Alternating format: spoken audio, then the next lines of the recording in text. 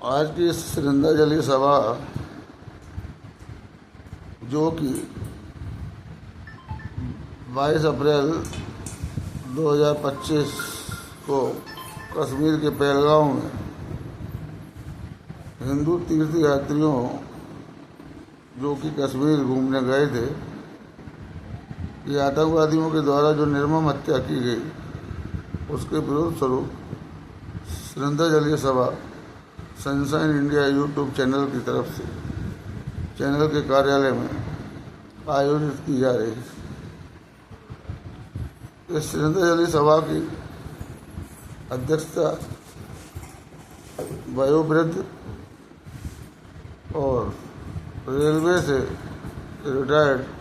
श्री महेश्वर सारस्वत जी कर रहे हैं। साथियों,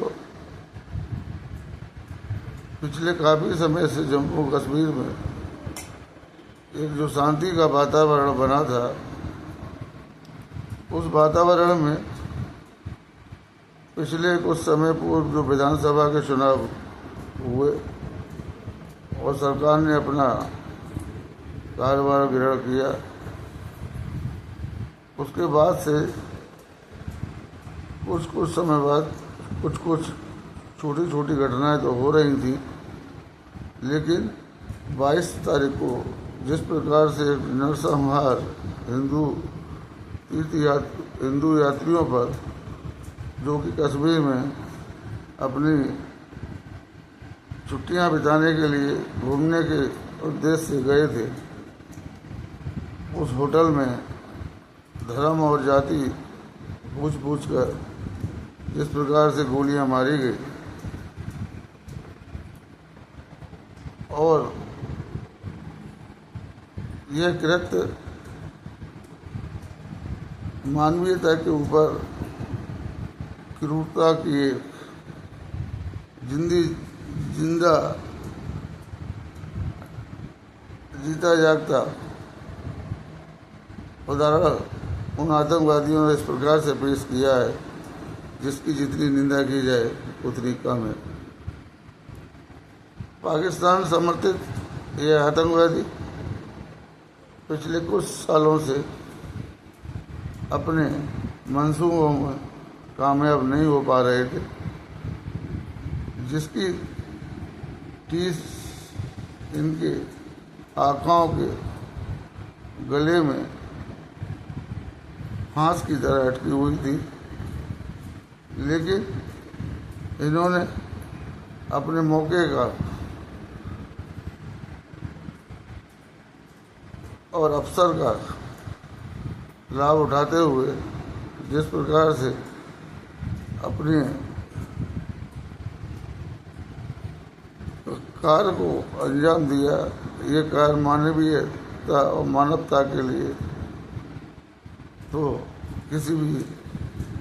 हद तक क्रूरतम है ही, लेकिन इंसानियत के ऊपर एक काला धब्बा है। पाकिस्तान कभी भी भारत को खुशहाल, भारत की जनता को खुशहाल जीवन जीता हुआ देखना पसंद नहीं कर सकता है, क्योंकि वह खुद एक ऐसे देश के रूप में दुनिया में अपनी पहचान बना चुका है कि जिसका एकमात्र उद्देश्य आतंकवादियों का समर्थन करना, दुनिया में शांति व्यवस्था को बिगाड़ने के लिए अपने ISI एजेंटों को तैयार करना और पड़ोसी देशों में शांति व्यवस्था को बिगाड़ना, यही इसका एक कुचक्र है। आज़ादी के बाद से जब से ये देश बना है तब से इसका यही कार्य निरंतर जारी है। भारत की विभिन्न सरकारें आती रही जाती रही, लेकिन समय समय पर ये 3 युद्ध हारने के बाद भी अपने मंसूबों से पीछे नहीं हटता है। ये एक ऐसा देश है कि अब भारत सरकार को चाहिए कि इस भयानक गोलीकांड जो कि हिंदू दर्शनार्थियों या तीर्थयात्रियों या पिकनिक मनाने गए कश्मीर के अंदर लोगों पर जिस प्रकार का गोली के द्वारा नरसंहार किया गया है, इसकी उन आतंकवादियों को और उन प्रशासकों को कड़ी से कड़ी ऐसी कार्रवाई की जाए जिससे कि इनकी आत्माओं की रूह भी कांप जाए। और वाकई अब 56 इंची सीना प्रधानमंत्री नरेंद्र मोदी को दिखाने का समय आ गया है। अब जनता का सब्र का बांध टूटता चला जा रहा है। अब इस सरकार को जल्द से जल्द उन आतंकवादियों एवं विभिन्न आतंकवादी संगठनों और उनके आकाओं के प्रति ऐसी कार्रवाई करनी चाहिए जिससे कि भविष्य में उन आतंकवादी संगठनों और उनके आकाओं की भारत के अंदर